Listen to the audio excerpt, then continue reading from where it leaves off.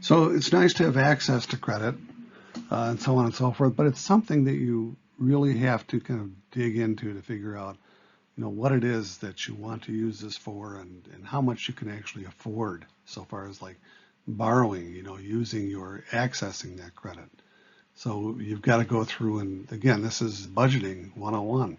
You're trying to see if you can afford the loan. Ask yourself if you meet all the essential expenses, if you can meet all the expenses so far as your monthly loan payments are concerned.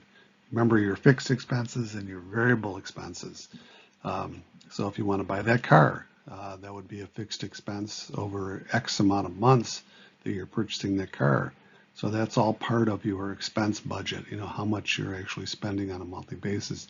Do you have the capacity within the revenue that you're receiving, the income that you're receiving? Remember, that income can change as well. Always things to keep in mind. Ask yourself what you plan to give up in order to make that monthly payment.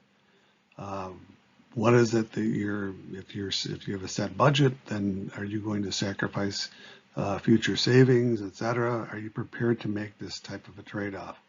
And understanding different ratios are important. Ratios aren't the end of the world, but it's important to understand your debt payments to income ratio. Divide your monthly debt payments by your net monthly income. Do not include your house payment, your monthly debt payments total, as it is a long-term liability, okay?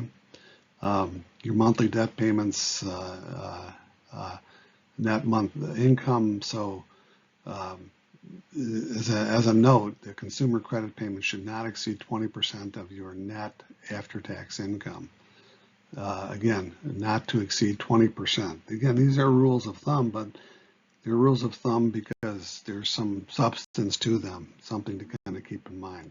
So in calculating this, just a walkthrough, if your monthly income is, net income is $2,100, or in this case, $2,136, your gross income less taxes, and your monthly IRA contribution, because remember, you're paying yourself first, right?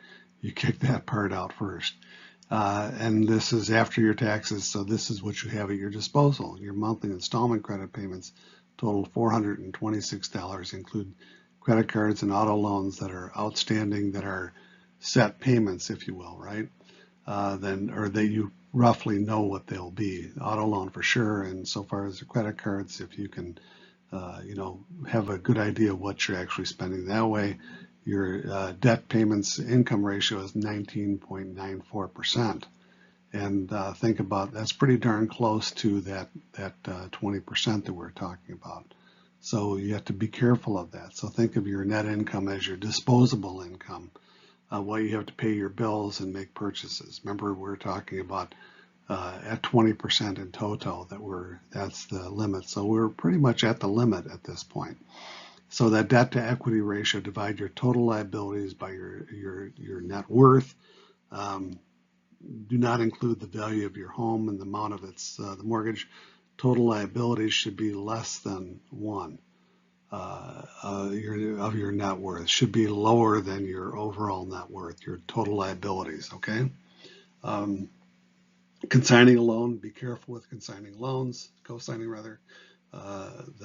If you're a co-signer, meaning that you're the one that signs up to be the fallback. If something happens, if the person decides to stop paying that loan, whoever that is, could be a family member. Typically, that's the case. This is something to note on the very end here, is that some studies show that 3 of 4 co-signers are asked to wholly or partially repay the loan. And when we say ask, they're on the hook for it, so they do have to pay it, okay? So always be cautious when you're co-signing for someone. Again, no matter how close you are to the. So again, co-signing, be cautious, right? So the idea when we're talking about credit, accessing credit, using credit, it's important. This is where your credit rating comes into play.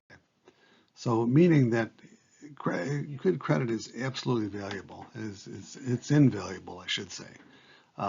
You want to try to limit your borrowing and so on and so forth to the capacity that you're able to repay and live up to the terms of the contract, etc. And checking to see what your credit report is something that you should do on at least on an annual basis. Typically with the way that access is now through your bank, you can typically access your credit rating, and it would be through Experian, TransUnion, Equifax, and there's another one that's out there, but it's through these credit rating agencies rather that determine what your credit rating is, right? So having access is very, very important. Credit rating agencies get access to your funds, to your transactions through banks and court records and whoever the transactions are going through, right? Merchants, credit card companies, and other creditors. And so what is in your credit files at these credit bureaus or these credit rating agencies? It contains your social security number, your birth date, etc., all of your particulars, all the things that are very important, including your employers, your former addresses, your former employers, your spouse's name if you have if you shared accounts, etc., your social security numbers, and just an abundance of consumer information, right? So again, they have tremendous amount of access to your information that's out there, and also all the transactions, all the things that have happened. For example, if you had a check that was returned for insufficient funds, whether you own a home, rent, or boarding, and whatever that the case might be, there's the volumes of information, very, very huge amount of data that's available to your potential creditors, right? The people that are going to be lending you money. So there are different acts and so on and so forth that are out there to protect your position as a consumer, your credit, to protect your information. Nonetheless, they do have access to this. This is something to keep in mind. So it's also important to keep in mind that whatever you're doing out there, financial transactions, it is being tracked. Someone is watching, literally. So you can, of course, obtain your credit report. And again, as I mentioned before, most bank accounts now have access to Vantage Score or to your FICO scores that are out there, your credit rating that's out there. But you can also get your actual copies of your report where it shows where there might be an issue, and you can get this. You can get your credit report on an annual basis. I believe you can get it one time free every year. Point being, again, is that this is tracking all of your information. They've got information if you declared bankruptcy, for example. Not a good thing, but it happens. That would be out there, would be available for your creditors, for the people that want to lend you money that you want to borrow from for up to 10 years. Unpaid tax liens can be reported for 15 years. After 7, 10, or 15 years, a credit reporting agency can't disclose the information in your credit file unless you're being investigated for some reason or another. Okay, so if there's incorrect information in your credit file, you contact that bureau and to address those inaccuracies. And yes, this does happen.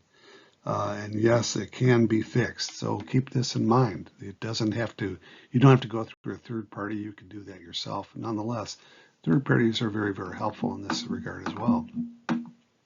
So what happens if you apply for a credit card, for example, and you're denied? You believe that the reason that you were denied was valid, then you just ask the creditor how it is that you can improve your situation so that you can get credit kind of going forward, what it is that where you're deficient, if you will, right?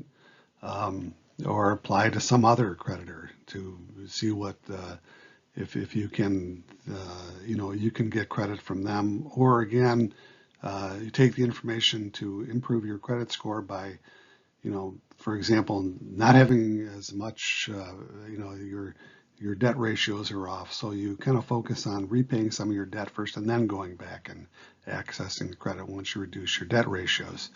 Let's just say, for example, you're not sure if the reasons are are valid or invalid, then you ask the creditor for clarification, the reasons for the denial, of course, right? And then address it that way. So you believe the reasons for the credit denial are invalid, and your creditor is discriminated against you in some way, shape, or form. You can notify different agencies to take steps, federal, state agencies, typically at federal level, the Federal Trade Commission, and there are others as well. There's the CFPB, the Consumer Federal Protection Bureau.